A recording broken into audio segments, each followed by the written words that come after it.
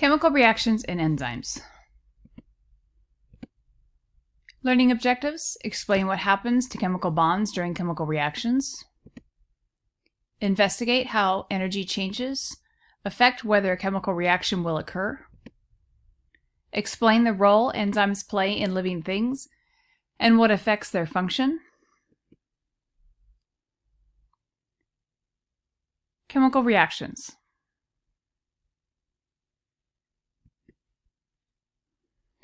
Living things are made up of chemical compounds, some simple and some complex. But chemistry isn't just what life is made up of. Chemistry is also what life does. Everything that happens in an organism, its growth, its interaction with its environment, and its reproduction, and even its movement. It's based all on chemical reactions. A chemical reaction changes one set of chemicals into another. The elements or compounds that engage in a chemical reaction are known as its reactants. The elements or compounds produced by a chemical reaction are known as its products. Chemical reactions involve changes in the chemical bonds that join atoms in compounds. A chemical reaction is the process that changes or transforms one set of compounds into another. An important scientific principle is that mass and energy are conserved during chemical transformations. This is also true for chemical reactions that occur in living organisms. Some chemical reactions occur slowly. Other chemical reactions occur quickly.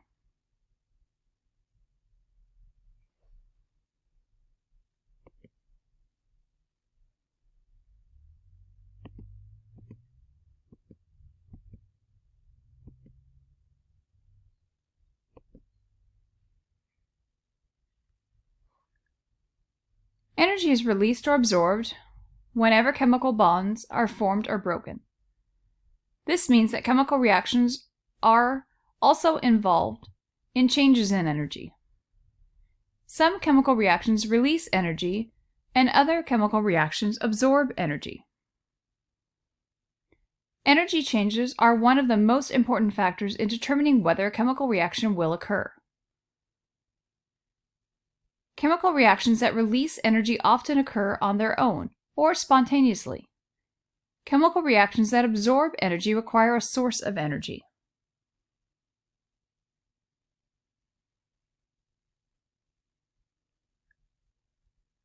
An example of an energy-releasing reaction is the burning of hydrogen gas, in which hydrogen reacts with oxygen to produce water vapor. The energy is released in the form of heat and sometimes when hydrogen gas explodes as light and sound. The reverse reaction, in which water is changed into hydrogen and oxygen gas, absorbs so much energy that it generally doesn't occur by itself. In fact, the only practical way to reserve the reaction is to pass the electrical current through water. Thus, in one direction, the reaction releases energy, and in the other direction, the reaction requires energy.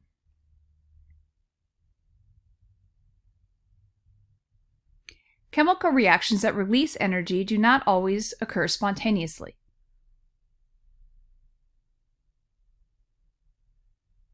The cellulose in paper burns only if you light it with a flame, which supplies enough energy to get a reaction started. The energy that is needed to get a reaction started is called activation energy. Some chemical reactions that are essential to life would happen so slowly or require such high activation energies that they could never take place on their own. These chemical reactions are made possible by a process that would make any chemist proud, by a catalyst made by living cells. Enzymes lower activation energy and speed up chemical reactions in cells. A catalyst is a substance that speeds up the rate of a chemical reaction without being consumed by the reaction.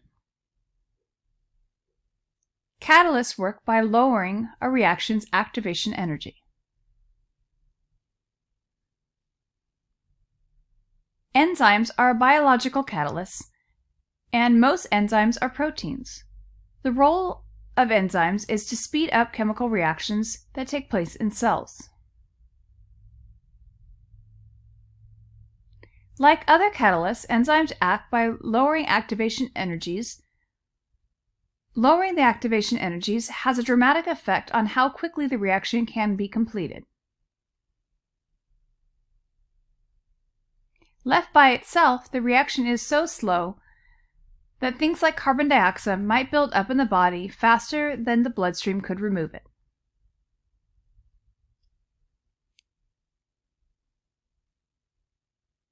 Enzymes are very specific, generally catalyzing only one chemical reaction.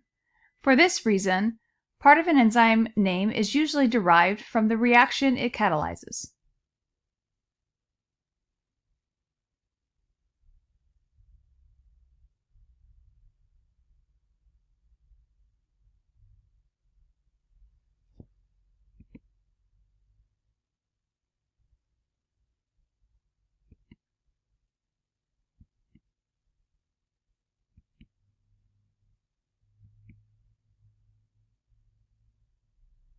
The enzyme-substrate complex.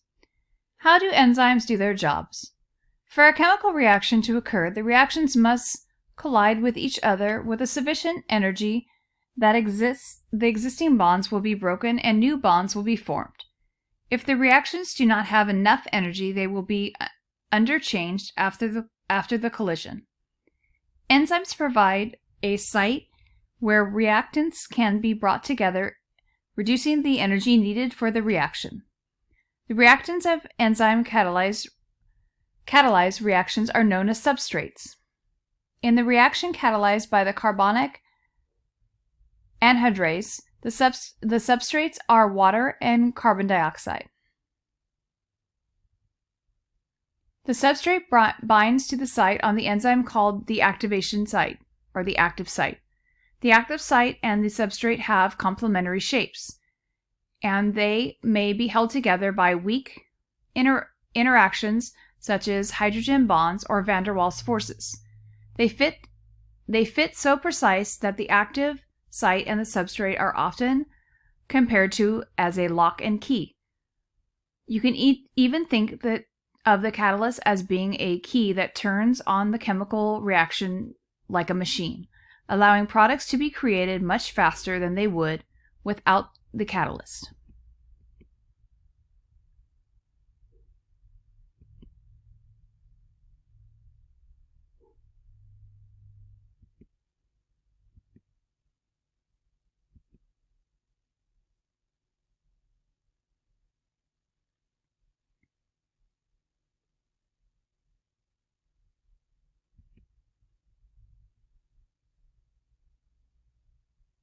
Enzymes play essential roles in chemical pathways making material that cells need, releasing energy, and transferring information. Because the activity of the enzyme depends upon the structure of the active site, conditions that tend to change protein structure can affect enzyme activity. These conditions include high temperature and extreme pH, which may weaken the hydrogen bonds, causing proteins to unfold, disrupting active site structure. Not surprising, the enzymes produced by human cells generally work best at temperatures close to 37 degrees Celsius, the normal temperature of the human body. Similarly, the stomach enzyme pepsid, which acts on food in the stomach, works best under acidic conditions. In addition, the activities of most enzymes are regulated by molecules that carry chemical signals within the cell, switching enzymes on or off as needed.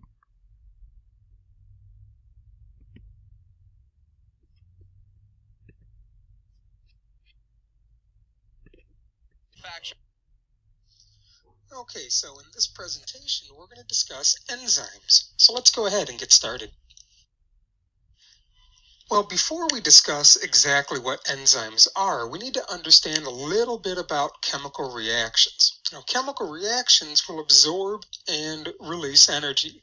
The picture kind of shows the chemical reaction, the very basics of nuclear fusion. And in nuclear fusion, energy is absorbed and energy is released. In order for a chemical reaction to occur, energy is added to start the chemical reaction. And This is called the activation energy, the amount of energy needed to start a chemical reaction. You know, the analogy you'll often see is this person pushing a boulder up a hill. The amount of energy it takes for the person to get the boulder to the top of the hill is the activation energy. Once the boulder reaches the top and the guy can give it one final push, the boulder will fall on its own. The chemical reaction would then proceed on its own once the activation energy has been added to get the reaction started. You'll see more of this guy in a few moments. So when chemical reactions proceed, energy is released, usually in the form of heat and light. Energy is released because chemical bonds are broken during a chemical reaction. So a good example is this chemical formula right here. ATP, which you might know is adenosine triphosphate, which is an energy molecule that our cells will break down for energy. So ATP with the addition of water. When you bring the two together and when enzymes are included, we'll talk more about enzymes in just a few moments, then energy is released when ATP is broken down into ADP. The energy that comes out is, in this case, in the form of heat, and this is the heat that is used to warm our body. So our cells do this example right here. So there's a couple types of chemical reactions I want to discuss. One is called exothermic chemical reactions. When you break the word into prefix and suffix, exo means to release or to give off. Thermic implies heat, so the word literally means to give off heat. So the definition of an exothermic reaction is a chemical reaction that will release more energy than it takes in or than it absorbs. And so when the energy is given off, it's usually in the form of heat or usually in the form of light. And so a great example of an exothermic chemical reaction is cellular respiration, the process that breaks glucose down to make cellular energy. Here's the formula for cellular respiration. C6H12O6 on the left, that's glucose. With the addition of oxygen, will yield carbon dioxide, water, and energy. Energy from cellular respiration is in the form of ATP, adenosine triphosphate, but this is why it's an exothermic reaction. Energy is released in the products of the chemical reaction. When we talk about the opposite, we're talking about endothermic reactions. Endo is a prefix that means to take in or to absorb. Thermic, again, implies heat. So when you look at the definition of endothermic, it's a chemical reaction that takes in or absorbs more energy than it will release. A great example of this is photosynthesis. I'm sure you all know that photosynthesis takes in sunlight energy to break down to create sugar and glucose that the plant will use for food. When you look at the general formula of photosynthesis, you see that carbon dioxide and water and light, sunlight energy, are used to produce sugar and oxygen. Again, this is a great example why photosynthesis is an endothermic reaction. Sunlight is taken in to help jumpstart this process. So I want to talk about what catalysts are, and this is going to lead us directly into enzymes. So a catalyst is a substance that will lower or decrease the activation energy needed to start a chemical reaction. What if you're this person pushing the boulder? If somehow the hill could be flattened and not so steep, you would not need to spend so much energy pushing that boulder over the edge. Well, that's kind of what a catalyst does. A catalyst will lower the energy needed to start a chemical reaction. When you look at this graph right here, this graph will show exactly show nicely what I'm referring to. So the red line shows the energy that is needed for a chemical reaction to occur. Notice how the red line will increase and eventually begin the decrease near the end of the graph. Well, what this red hump is here, this is the activation energy. This is the energy that needs to be added in order for the reaction to occur. But with a catalyst, notice how the graph is different. With a catalyst, the activation energy is much less. The hump to get the chemical reaction started is much smaller. So that's what a catalyst does. Now, what are catalysts? Well, heat is a great example of a catalyst. So why don't we just heat the body up to help start all of our chemical reactions? Well, I hope you see danger in that idea. You really can't warm up the human body. Just a couple degrees above normal lands us in bed and we're sick and we have a fever and we feel miserable. That's just with a few degrees above normal. So there's a reason why heat is not used by cells as a catalyst. I want to explore that in a little more depth, why heat is not used by our cells as a catalyst. Well, here's a good example. Here's one amino acid. Here's a second amino acid. Here's a third, and here's a big growing chain of amino acids. You might know already that a big chain of amino acids makes up a bigger molecule called a protein. Proteins are super important in maintaining our body and our cells. So pretend that amino acid 9 is attracted to amino acid 20. What happens is the chain of amino acids will twist and fold and bend towards whichever they're attracted to. Pretend amino acid 1 is attracted to amino acid 5. Okay? And finally, pretend amino acid 13 is attracted to amino acid 1. Proteins have a final shape that will allow them to perform their function, and the shape of a protein is very precise. If the shape of a protein is altered in any way, the protein typically cannot perform its function. Now, this is getting to the reason why heat is a bad catalyst for cells. So why don't we use heat as a catalyst? Well, the notes say that proteins, which are again very important molecules within our cells and within our bodies, proteins will degrade and break down and denature when they are exposed to higher than normal temperatures. So if heat were used as a catalyst, this would happen. The protein would break apart.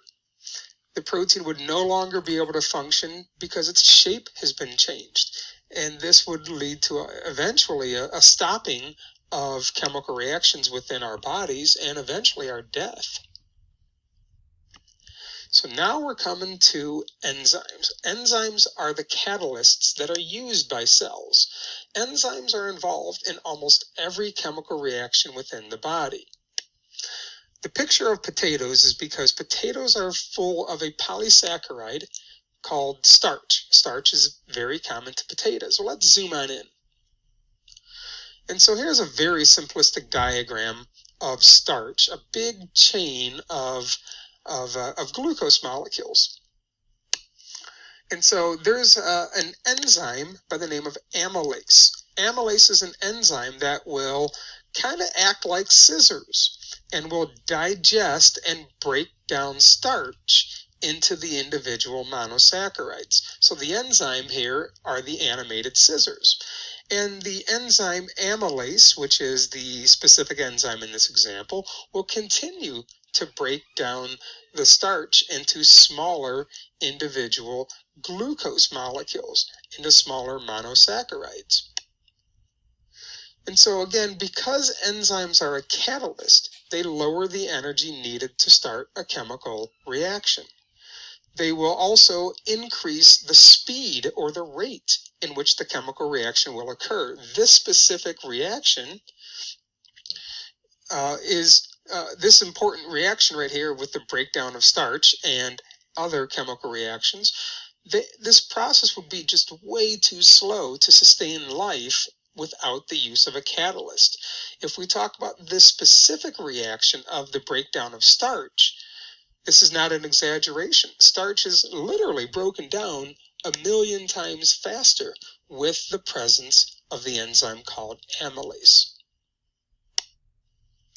Well, let's look at the structure of enzymes. First of all, enzymes are proteins. So again, here's a big chain of amino acids. And because enzymes are proteins, the enzyme will twist and fold and bend into a final shape, and that shape will ultimately help the enzyme perform its function.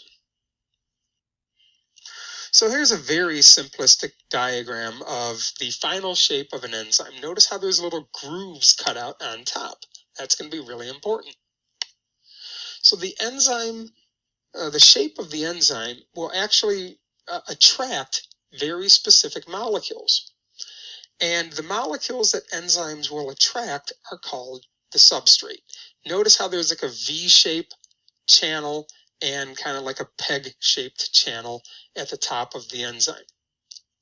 Well, here's a substrate that the enzyme is attracting. And so that V-shaped cutout location on the enzyme and that peg-like cutout of the enzyme, this is called the active site. This is the location where the substrate will actually bind to and connect with the enzyme. So the analogy you'll often see is that the active site and the substrate are kind of like a lock and a key. When the two fit, they connect and they bind with one another. So in my example, of course, here we see the substrate has binded to the enzyme. Well, now what? The enzyme will actually weaken and break the bonds that are holding the substrate together. And ultimately, there you see the substrate has been digested and broken down. So what if the substrate does not match the active site? Well, here's another substrate. Notice how the shape of this substrate is very different than the grooves and notches that you see on the enzyme. Notice what happened. Nothing. No reaction will occur. Enzymes are very specific. They match to a specific substrate. So if the substrate and the active site don't match, no chemical reaction will occur. So a good example, again, I brought this up a few moments ago, is the digestion of starch by an enzyme called amylase. So here's the enzyme called amylase, again, simplistically. And here's starch. Because starch is going to bind with this enzyme, that makes starch the substrate. Notice how the active site has the grooves that perfectly match the starch substrate. And so because they match and they bind with one another, what's going to happen next is the enzyme amylase kind of acts like my animated scissors from a few moments ago. The enzyme amylase will break down and digest the starch into smaller individual units. So if you're in my biology class, you're learning the difference between a hydrolysis reaction and a dehydration synthesis reaction. So I want to kind of go over the role that enzymes play in this. So here's a chemical drawing of sucrose. For simplicity, I'm going to draw it like this right here. And what you see is that sucrose is a substrate, and it will match into an enzyme, into the active site of an enzyme. And with the addition of water and the action of the enzyme will help to break sucrose into two smaller fragments, one called glucose, the one on the left is glucose, and the one on the right is fructose. So this is kind of the role that enzymes play in hydrolysis. Well, let's look at the role that enzymes play in dehydration synthesis. Here's a molecule of glucose on the left. For simplicity, I'm just going to draw it as a hexagon shape. And here's fructose on the right. For simplicity, I'm just going to draw it as a pentagon. So here's an enzyme that will have a proper active site for glucose and fructose. Glucose and fructose would be the substrates. So here we see glucose and fructose fitting into the active site of the enzyme. Now the reason this is called a dehydration synthesis reaction is because water will be removed. Watch this. Water is removed, and in the process of that happening, the glucose and the fructose bonded together to make sucrose, a larger molecule. When we look at the structure of sucrose here, we can see it's one large molecule held together by that oxygen bond in the middle. So this is the role that enzymes can play in building molecules as well, not just breaking them down. So there you have it. I hope you found this video to be helpful. If you're in my biology class, feel free to pause the video, write these answers down on a separate sheet of paper, and I'd be happy to check your answers either before or after class. Thanks for watching.